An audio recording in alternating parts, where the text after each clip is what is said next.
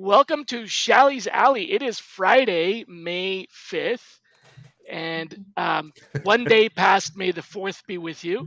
For those of you that celebrated May the 4th, I guess the whole, Star Wars universe celebration day.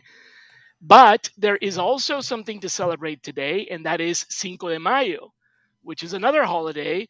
Um, Although I guess May the 4th is not technically a holiday, but Cinco de Mayo is definitely a holiday of great importance to a lot of people in the community of the Mexican diaspora, if you will, all over the world. And I guess we've kind of adopted it here in the United States as an honorary holiday. I certainly celebrate it with my friends as well. So happy Cinco de Mayo and happy belated May the 4th. Our guest today is a very long time friend of mine. I mean, gosh, like we just go way back. Stephen Rothberg. You might know him as College Recruiter, and that's probably intentional because College Recruiter has been around. Well, I think Stephen, you started College Recruiter when you were in the fifth grade, right? um, Something like that. Almost. I did have my first entrepreneurial experience in fifth grade, but it wasn't with a job board. But it's definitely been around at least 30 years, ever Yeah, since I I've known founded you. it. Yeah, exactly. We went. I founded the company that College Recruiter grew out of in 1991, so 32 years ago, and we went live. College Recruiter went live in 96.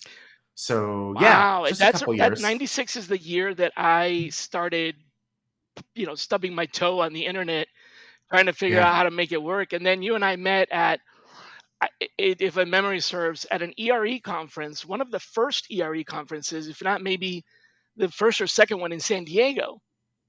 And Ah, you had a booth there okay. back in the day when you were, when booths were thing. I mean, there were like thousands of booths, and yeah, um, Yeah, that's how I learned about you. I I remember one of our first meetings. It might have been a second or third, because if that was the first, then it wasn't this. You were leading a workshop at a conference. Hmm. It might have been an IQPC That's conference, right. and I think like 5 people signed up for the workshop. It was a lightly attended event, Yeah, the the whole whole event. conference. Yep.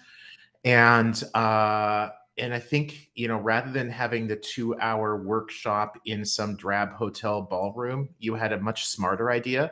Let's go up to the lounge and have cocktails and cover the same That's right. content. So we So just grabbed w- some cocktails at the lounge, w- sat around the round table, and it was actually very productive.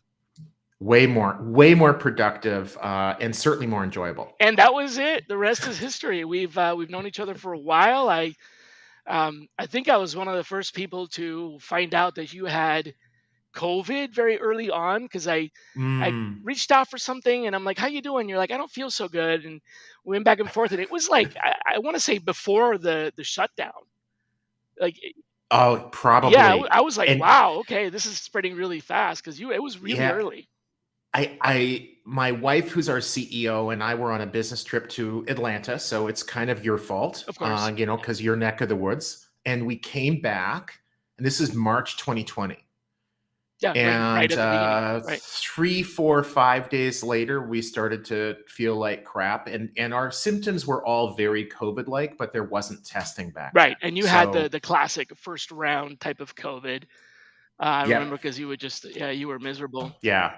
But no, we are nowhere close to having to go to the hospital or anything Thank like that. goodness. It Yeah. was, yeah, yeah. And it was like, looking back on it, it probably was. We were wearing masks on the airplane, but I remember we were in a meeting with people at a staffing company, and there were, I think, 8 of us sitting around a conference table, and everybody was kind of joking. People had hand sanitizer. Everybody was obviously nervous about what was But they coming, weren't, they had no but idea. nobody was taking any Right. Because they had no protections. idea. Yeah. Yeah, Well, that's yeah. a long, long time ago.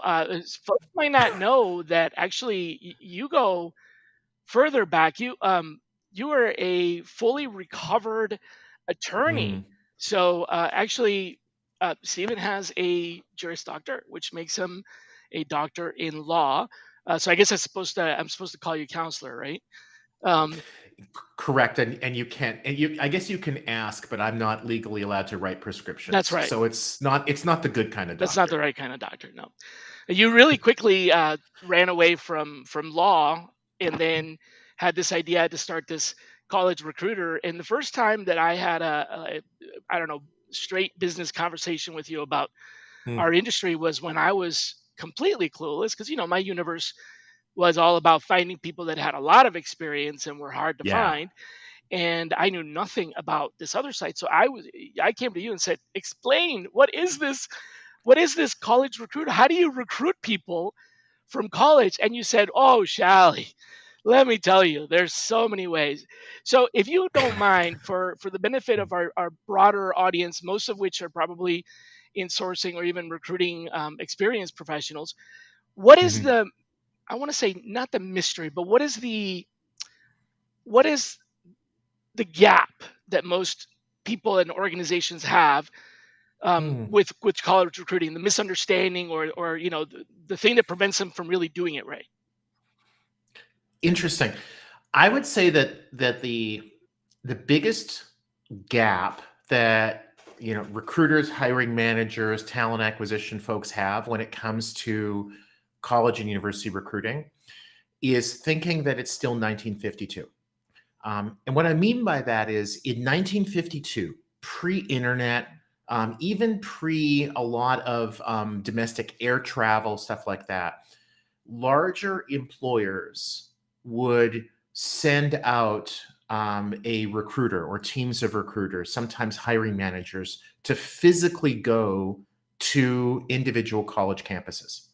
There's nothing wrong with that, and that can absolutely be continue to be part of the early career hiring strategy where you physically go on campus, probably September, October, for internships, maybe January, February, and you interview people across the table. But unlike in 1952, in 2023, there's this thing called the internet. And shockingly, a lot of young adults, the stereotypical student and recent grad, a lot of them are on this thing called the internet. So, yes, you can reach them on campus, in person, across a desk, but you can also reach them on LinkedIn, TikTok, a job search site like College Recruiter, any number of ways. And you can do that. The advantage of doing it online, well, two main advantages.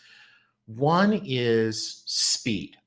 If you recruit on campus, you typically need at least 12 months, sometimes 15 months lead time. Your hiring managers need to tell you that a year from now, I need this many people with these credentials. And then you have to plan out which schools to go to, make arrangements to go to those schools, interview those people usually in the fall, and extend offers, and then they come back to work for you in like May, June of the following year. So the lead time is ridiculous. The other factor is cost. And that to me is very interesting because a huge number of large employers, and they are the employers that most students go to work for, do not properly account for their costs when they're looking at cost per hire. Of No, travel that's costs true. is I what he's know that talking for a about. fact in all Yeah, facets of recruiting. And yeah, what they usually do is they take their budget and divide it by the number of hires, and that doesn't include the compensation they pay their recruiters and coordinators. right. It doesn't include the cost of their website or any other major advertising. It doesn't include the cost of interview travel. I mean, it doesn't include so many things. So I know for sure, I can't even imagine in college Yeah, recruiting how that would be completely forgotten, because all they think is, oh, I'm going to hop on a plane, go in October to this booth, and doesn't cost us anything other than the airplane and hotel, right. And if even that. then, yeah, if that, because, and I've worked for very large organizations. I worked for Honeywell before starting this company, and I totally get how if it's not your budget, it essentially doesn't exist. It's kind of free money. And if your employer, not through your budget, but just some other budget that doesn't really have anything to do with you, if they're going to pay for you to jump on a plane, and go to a nice city and spend a few days in a swanky Marriott or Hilton or something hotel, and then go and have some wine and nice meals with professors, maybe have like 50-yard tickets at the homecoming game. That's not such a bad gig. Um, and to the extent that you hire some really great people, great. But a lot of employers have this mistaken impression that they have to recruit by school. And we don't recruit schools, we recruit candidates. So if you can recruit that same candidate faster, usually about 10% of the money as to compared to going on campus, then it's really in your employer's best interest to do so. So yeah, the cost of vacancy, that's a good one. Somebody chatted. Yeah. Yeah, that's right. So the biggest gap basically is, or the biggest opportunity, however you misfire is still thinking of it as a almost like an event based activity and not Mhm. using the same techniques that we do for digital media, digital marketing, and in recruiting. However, the significant difference that I'm hearing is that there is first of all, there's a longer cycle Yeah. because they are not going to be available until, and by the time they graduate, it's now too late. They probably have something lined up, or they at least have been entertaining opportunities. So it's Mhm. a longer. You have to get to them a little bit earlier. And the second thing is it is um, also more. What's what I'm looking for? There's a lot of attention for like lots of people looking at very few companies. In other words, there's a lot of attention. And that, I think, Shally, you'd probably agree that's something that impacts like the entire job search Yeah, I think world, so. right? Like, Yeah. if you're working for a company and trying to recruit a whole bunch of salespeople that have, say, 3 to 7 years of experience, if you post a job, whether it's to Indeed or LinkedIn or a college recruiter, whatever. Well, that's probably a bad thing to post to college recruiter. But if you post a job, that is likely to help. It's likely to lead to some hires, but you're going to miss all the people who are being more passive. I'm not a believer in candidates being either active or passive, right? Monday Yeah, morning, you there's a wake up. spectrum. Yeah, and it can change at different times of the day. You go to work on a Monday morning and probably you're going to be more passive. You're not in the mood to be searching for a job first thing Monday morning. But when you walk in the door and your boss is a jerk to you, you suddenly become quite active. And at lunchtime, you're probably, jumping on your company computer to search the job boards and see what might be better out there. The same applies with students. They can be very passive during finals if they've got a big project or something like that. And then suddenly there's a career fair or their friends are finding jobs and they become much more active. So it is, I think employers can do better by understanding that hiring candidates who are early in their careers really is more similar than different to With hiring candidates with a lot experienced of candidates. experience. Yeah, and you don't need to necessarily need all that fancy travel and everything. I was gonna, as you were explaining the whole whining and dieting professors. Um, I used to work at Coca-Cola. Back then, it was still Coca-Cola Enterprises and the Coca-Cola Company, so CCE and KO, and now it's one company. But back then, it was different. Um, and I was going to tell you that I went to a National Black MBA Mm, recruiting event, and so there's these, MBA events, which I'm sure recruiting MBAs has some differences sure. with undergrad. Are they undergrad if they graduated? Yeah, No, they'd be graduate school students. right. So okay, Yeah. recruiting graduates is probably different than recruiting, masters MBA candidates because there's a whole nother Yeah. type of work that they usually do. But I went to this conference because it was relevant to what we were doing, this recruiting conference, and of course it was put on by Coke, and everything that you described and more. Man, they did it right. They actually, it was in San Diego. They rented a luxury yacht and Mm. invited all of the MBAs that they were interested in hiring aboard the yacht on a cruise around the coastline, and dinner and everything. And it's like, I was thinking about that. I'm like, that's smart because basically that's a captive audience. There's Uh-huh. really nothing. Yeah. They can't leave. Uh, So I'm like, oh, that's a good idea. If you do it in a hotel, they could leave at any time. The old Irish goodbye, sneak yeah. out the back door. However, if there is a candidate or two that is just really awful, do they have like a cement block and maybe some chains stowed away so that they can just sort of like toss that person overboard and not have to deal with them for the next 2 hours? But Walk the you know. plank, matey. That's right. So yeah, that popped into my head, and I wanted to share that anecdote. So eh, one of the things that we've shared over the years is the e- evolution and lack of evolution in our industry. The industry Mm. that we both, Hmm. some people may not realize that you and I are both in the same industry, right? We are in the Yeah. business of connecting people with employment opportunities. And that's Hmm. pretty much, whatever, however you slice it, whatever point of view you have in looking into that vector wise, it's the same outcome, right? People getting hired, Hmm. hopefully for good jobs. So one of the things we've gone back and forth on is, how things have evolved, right? We knew each other when I was still bumbling around the internet on bulletin boards and dial up. And that was the part that was evolving, was how easily people go online, and it became easier and easier and easier. But the one thing that never changed is what you're talking about. That's still, the same mentality since 1952, as you said. Recently, though, very recently, there's been a fairly large shift in Hmm. um, in advertising for jobs. Can you tell us a little bit about how that's come about, and what does that mean? Kind of explain a little bit. Um, I know there's been a big change with Indeed, for example. I don't know if you can talk about that. Yeah.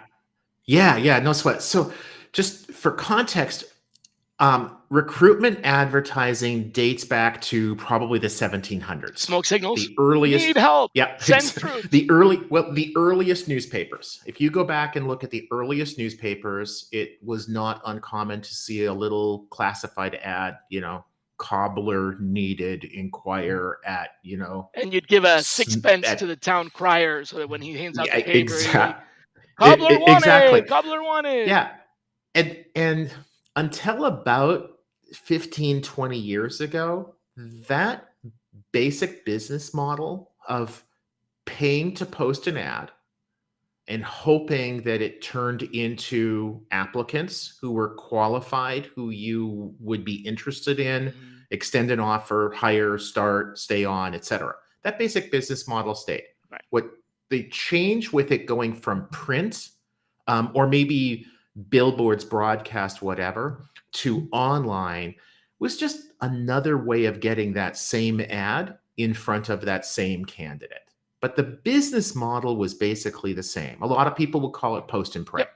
You post the job, you pray for Pay and results. spray. No, yeah, and then yeah, and if you're posting in a lot of places, absolutely, it's like then you're spraying it. So what changed? Indeed did not invent it, but they definitely popularized it. They changed the pricing model going back to the beginnings of Indeed, from paying a fixed fee per post, so $200 for 30 days, to charging on a per click basis.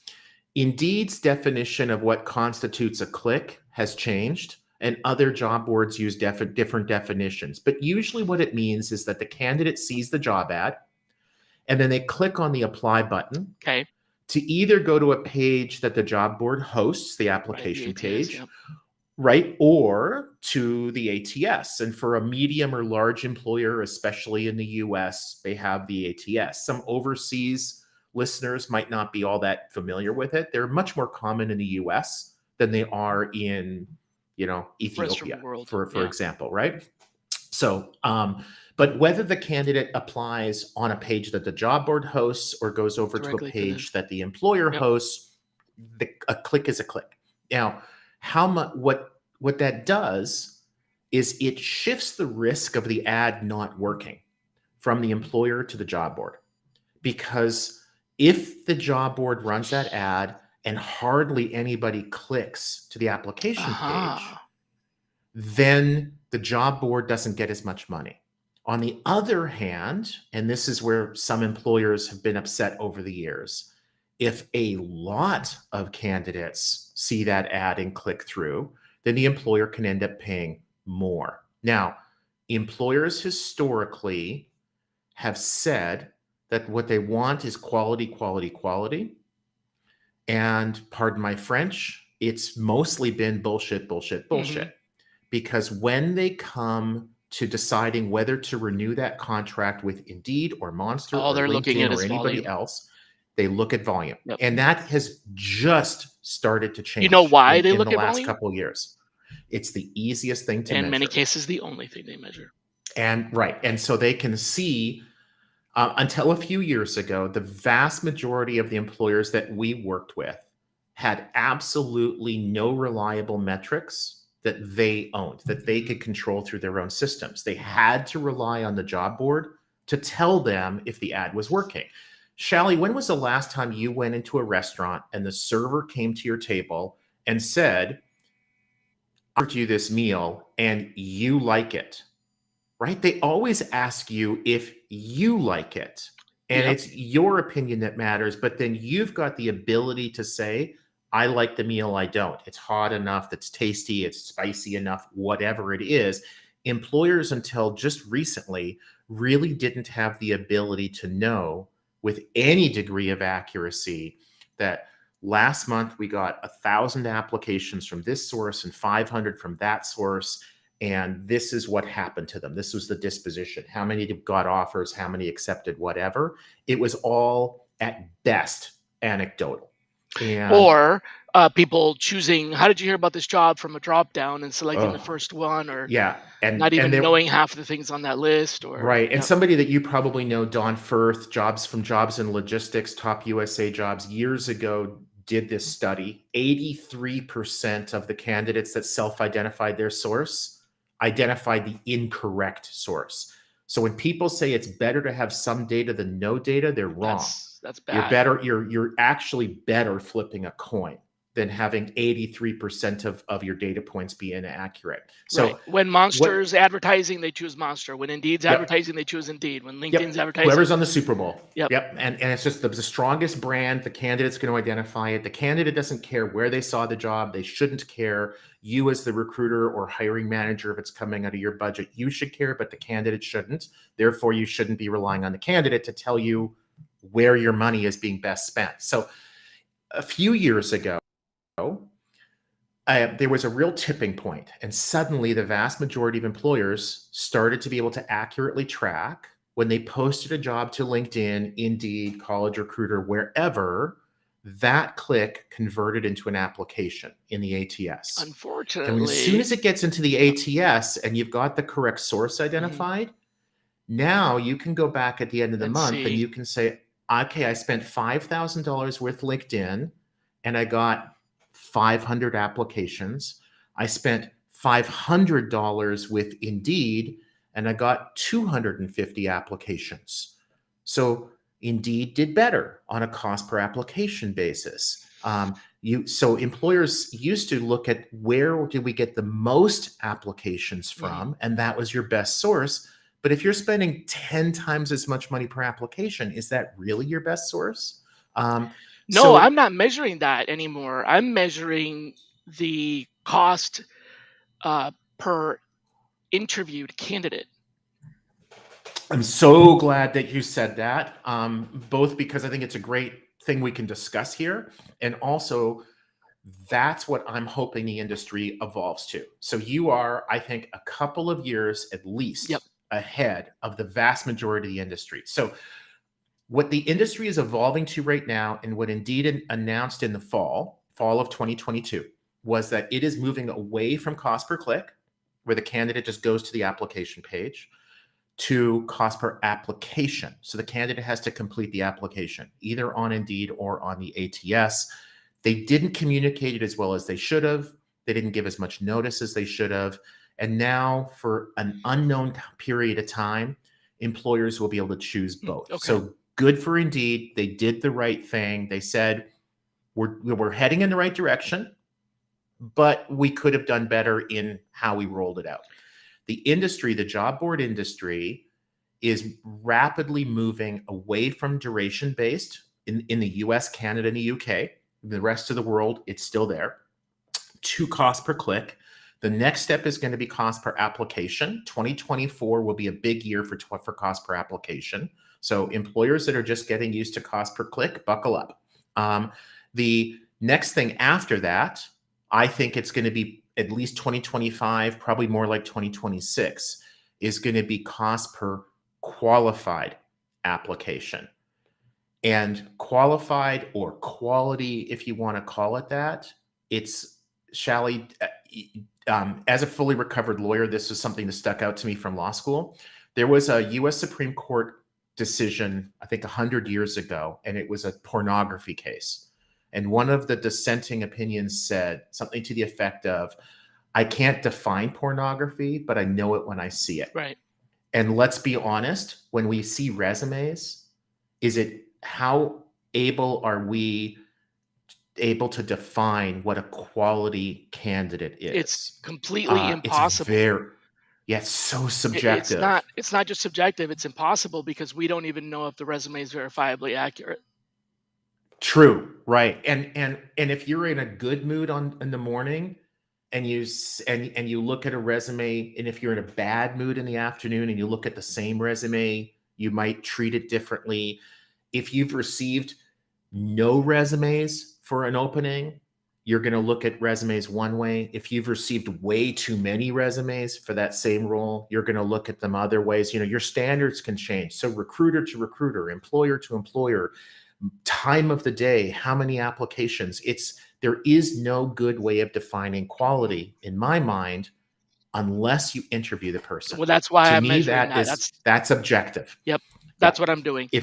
And by the way, I'm measuring the interview having been accepted, not concluded, because sometimes interviews don't happen for multiple reasons, but there was an intent to do it. Sometimes interviews have bad outcomes, and that could be the candidate declining or the employer declining. But the fact that there was two parties interested in having a meet, to me, is the check mark where I have that this was scheduled, so I count it. But I do. But here's a problem. And John literally just got right in front of me, and that's only the tip of the iceberg. And Steve, this is one where I have fought this fight for many, many, many years, and I still have I've not gained any ground. Here's the problem. The source is still unknown, even today. In a lot of cases, the technology exists using like programmatic job distribution, where it's automated. It's fully automated into the ATS. So when you post a job from the ATS through a system like PandoLogic or Radency system, which used to be Parango, or Appcast, etc., they automatically track the source, and that can automatically be fed into your ATS. Now, let me clarify that. Yeah. I said the source, right? Singular. I don't think there has ever been any applicant for any job that has ever existed that has had one source. That's right. You're influenced by multiple things. When you go to the restaurant and you choose that meal, you didn't go to the restaurant simply because of the sign out front. It's also because your friend told you about it. It's because you got a coupon. It's because you saw an ad on TV. There are multiple reasons why people apply to every job. And the technology only looks at the very last thing you did. before you which apply. unfortunately isn't the source, it's the destination. And so basically, all you're measuring is the point of entry, Yeah, not the it's point it's of like origin. it's like the straw that broke the camel's back, right? Like a typical job seeker might see a job on, say, Indeed, go over to Glassdoor, look at the employer reviews, talk to their mother, talk to their friend. 4 days later, they're driving down the street and they see your company logo on some billboard. And then they jump on their mobile when they're in the bathroom and they apply online. Mhm.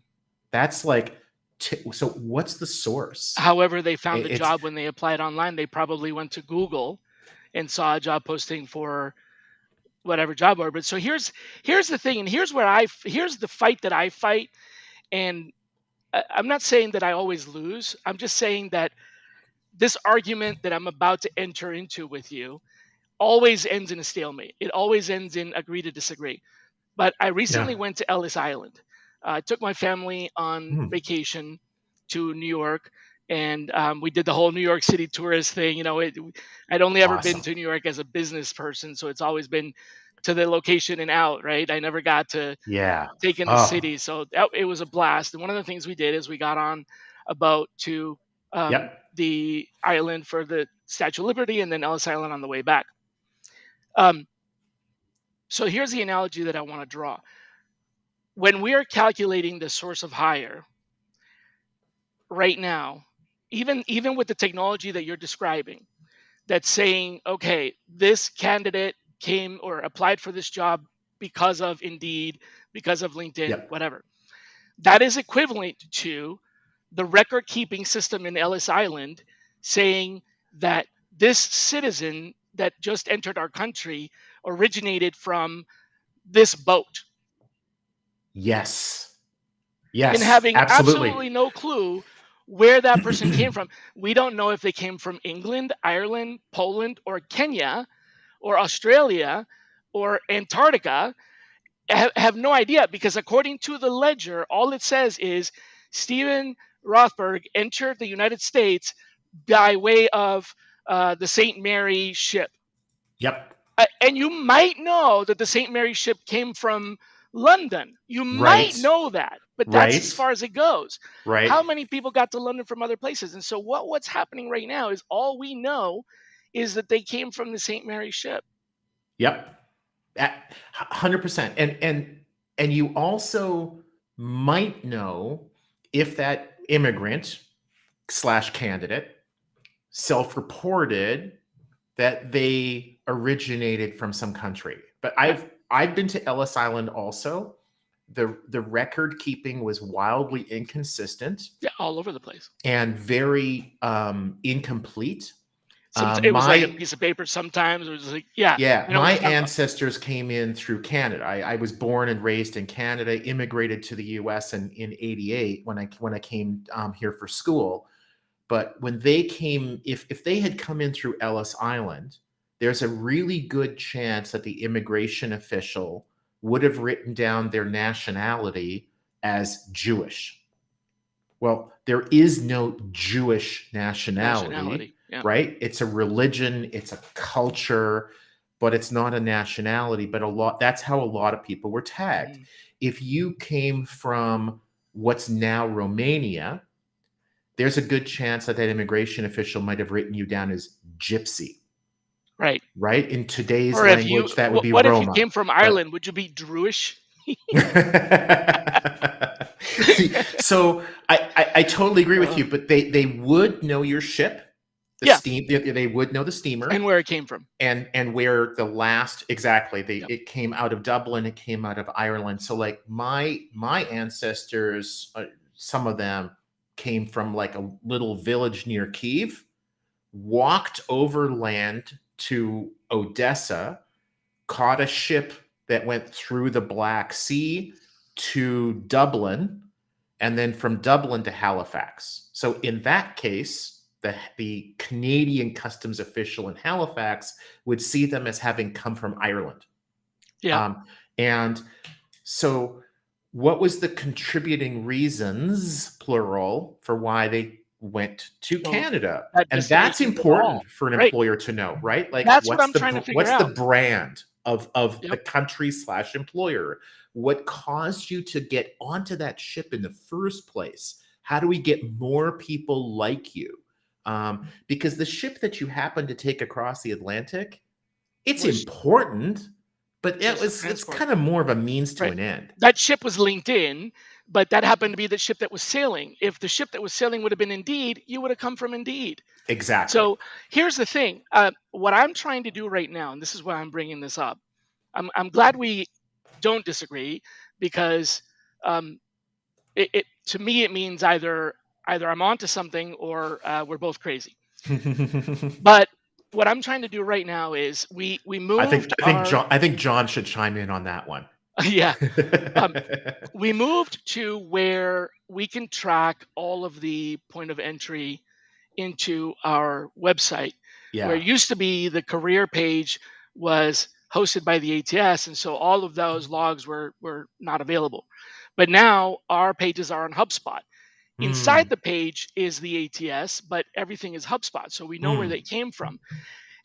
Unfortunately, my biggest source right now, and this is where I'm struggling with, it's the same thing. My biggest source is the St. Mary. In other words, Mm, from from our HubSpot data, the number one point of entry is our corporate homepage.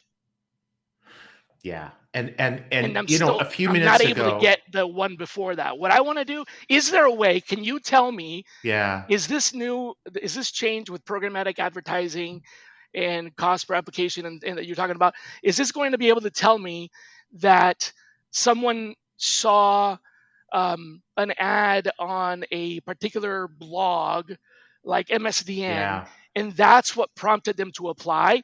And I get that they applied through LinkedIn, and I'm still going to pay LinkedIn for advertising. I'm not trying to avoid paying for right. LinkedIn, but I do want to know if MSDN is a destination I should visit or monitor, or right, and that's completely missing.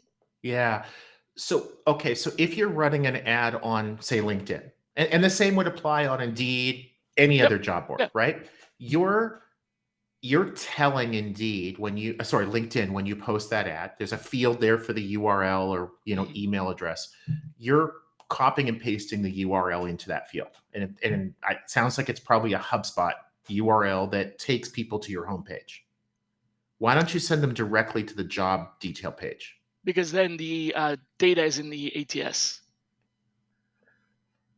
In Okay. other words, the history of how people got to our website Yeah. is not visible to us. It's only visible to us because of HubSpot. So you need a better integration between HubSpot and the ATS, I No, I know think is exactly where they came from. okay. In the ATS, I know that they came from LinkedIn. Yeah. The problem is that so there's all the sources that I can track, right? All the Yeah. sources that I pay for and everything. I know what happens to them when they get into the ATS, Okay. but there's this other portion of traffic that is the largest amount of traffic that we get. The number one source of traffic is our company homepage. Yeah. And that's a destination. Nobody starts a job search on a company No, website. That they I went to the company homepage engineers and said, "Can you tell me where people are coming?" Because they do have that, and I'm right? trying to figure out where they're coming from to go to our homepage to then apply for the job. I know if they came from LinkedIn. I know if they came from Indeed. I know all that. It's this category of your careers page that shows up in our ATS. That's Yeah. your careers page is like, okay, great. How did they get to our careers page? No idea. Yeah, that's a HubSpot question. We use a similar. We have a CRM that's somewhat similar to HubSpot. It's called Pardot, which is owned by Salesforce. Oh yeah, yeah. I And actually know the guy that um he's from Atlanta. I met he did a talk here. I met the guy that actually started that. well, if he's from Atlanta, then maybe he's a good guy anyway. Just kidding. Despite, yeah. the Pardot will show you the referrals that these are the URLs that this person took, the path. So you might see that this person came from, well, like we have a partnership with LinkedIn. So a candidate might find a job on a college career service office site that we partner with, that goes to College Recruiter, that goes to LinkedIn, that goes to your ATS. And to the candidate, that's all invisible. They're not stopping. They're automatically being redirected. So it's not a bad experience for them. In Pardot, we can see that. And then you can run some data to Partial attribution. So you see yeah. the attribution points. Years ago, It's I like bet this you, person is 10% here, 20% that. Yeah, I got you. yeah. Years ago, one of our customers was Enterprise Rent-A-Car, and they showed me sort of how they do this. And I don't know if they still do this the same way or not, but they were, I thought, incredibly innovative. They talked about attributed and assisted sources. I love that. I want that. How do I get that? Can you sell me that? We don't have that, but Is that I coming? can connect you with somebody at Enterprise who would know how. programmatic? I mean, is that the thing that you're saying that is the No, future? it's not. I mean, this is like from 10, 15 years ago. I think this was a Talent Brew feature, which was, I don't know if that product even really still exists, but it was what's now Radency. It used to be TMP. But the last stop before the candidate came to your ATS was what they called attributed. So if you just ran like a report showing like, show me the source of my candidates, that's it. Mm-hmm. Then they would also have what were called assisted. You know what? I think this was through DoubleClick. Now that I'm thinking about this, and so they would basically cookie. Yeah, they would cookie the user's computer and track them through. Now cookies are becoming more and more problematic. They are. We keep hearing that they're about to go away. They're about to go away. They're about to go away. Maybe it's like high fructose corn syrup. At some point, way after we die, it'll be gone. But they're still out there. We'll be embalmed with it. Somebody posted on the chat about using an affiliate marketing DoubleClick, Commission Junction, etc. So can we come back to this? The programmatic changes that you said, the Indeed pricing and the programmatic and cost per application. You're saying this is good news when used properly. Okay, so maybe that's what we need to do. Is what is it that we should be doing with whomever we choose as our advertiser? Or advertise. That's not the right. You know what I mean? With whoever we choose as a vendor, what should we be doing? What's the smart way? So I'll take a second to sort of define what it is, because it's a fairly new word for a lot of people. So programmatic simply means that your computer, through rules that somebody sets up, is deciding what job ad to run where, when does it start, when does it end, what rules you can put in rules to say, if this happens, run this ad in this place and stop it if this happens. So for example, you post a job ad for salespeople to your ATS. You can set up a rule that says something like, if I don't receive any applications within the first 3 days, or only 5, then post that sales ad on the job boards where other sales positions that I've had have produced good results. And you define what that means. The cost per click, the number of applications, the cost per application, whatever, but you can set up all those rules. And then also, very importantly, is when to stop running that ad. So employers traditionally have run ads for 30 days. Why 30 days? Because it was a pretty arbitrary number that just sort of became standard in the job board industry, and the ATS has adopted that. There's no good reason for 30 days, but it's just sort of standard, and so that's what it is. My standard is 90 days because everything runs on quarters here. Yeah, but a lot of job ads get almost all of their applications right at the beginning, not at the end. Yep.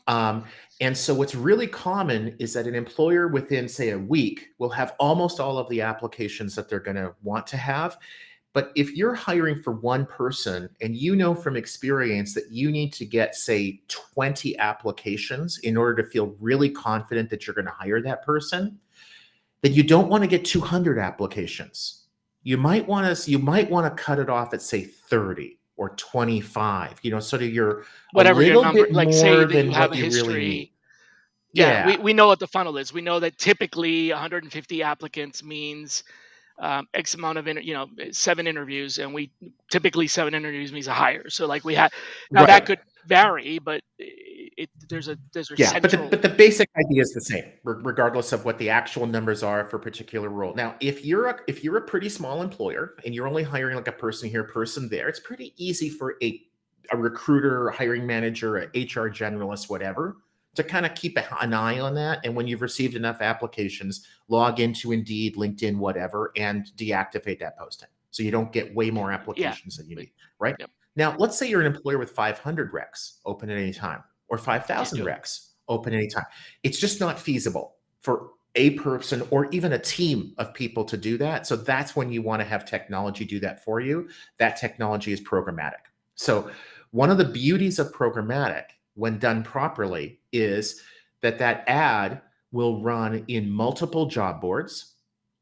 And if the results, if let's say College Recruiter sends you 100 candidates to your ATS and none of them convert into applications, the software will know I'm wasting money by having that job run on College Recruiter, so I'm going to stop running it on College Recruiter.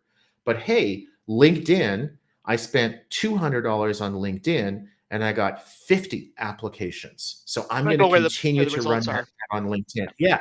And so it learns machine learning, usually not artificial Yeah, intelligence. right. It learns that sales positions do well on these job boards, healthcare roles do well on these ones, accounting does well. And so So over next time time, it around, it gets smarter and starts smarter. there, but if it sees no traffic, Right. then it switches. Right. And then you also say, and some employers do this in their ATS and some don't, but it's really important as to the volume. If you're hiring one person for a sales role, you might need 20 applications. If you're hiring 10 people into that role, kind of more of a high volume situation, rather than 20 Hmm. applications, you probably need 10 times that. You need 200 applications.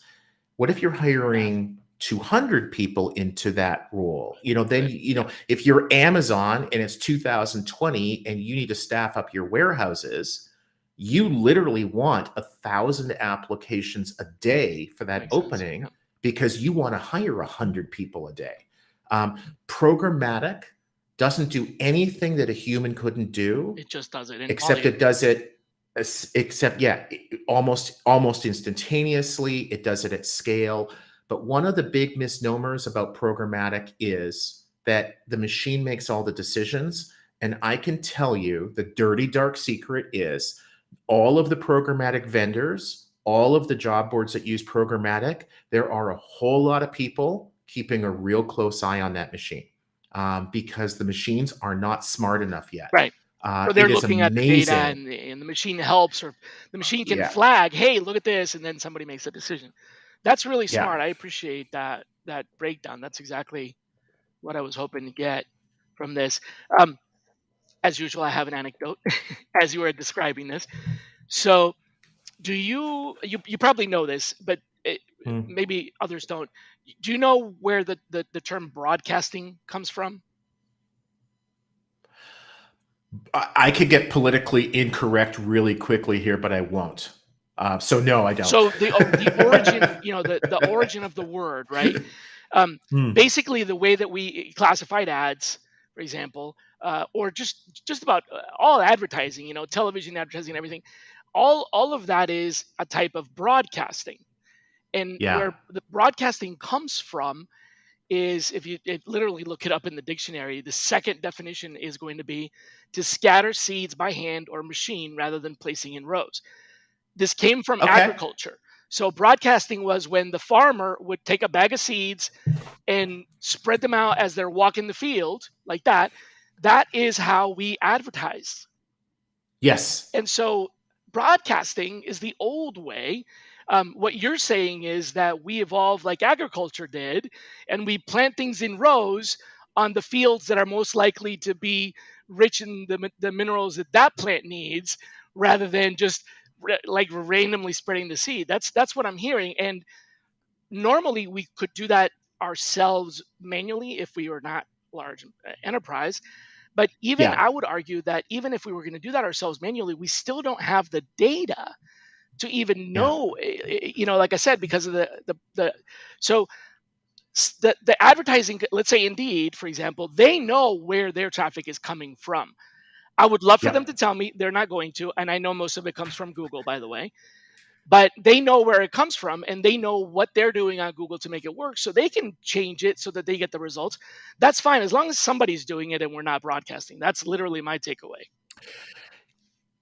Yeah, to an extent. So one of the beauties of broadcasting is that, and programmatic would be this way in the job Hmm. world, is we all as humans have the tendency, and it's good from an evolutionary standpoint, to generalize. Some might call it discriminate, right?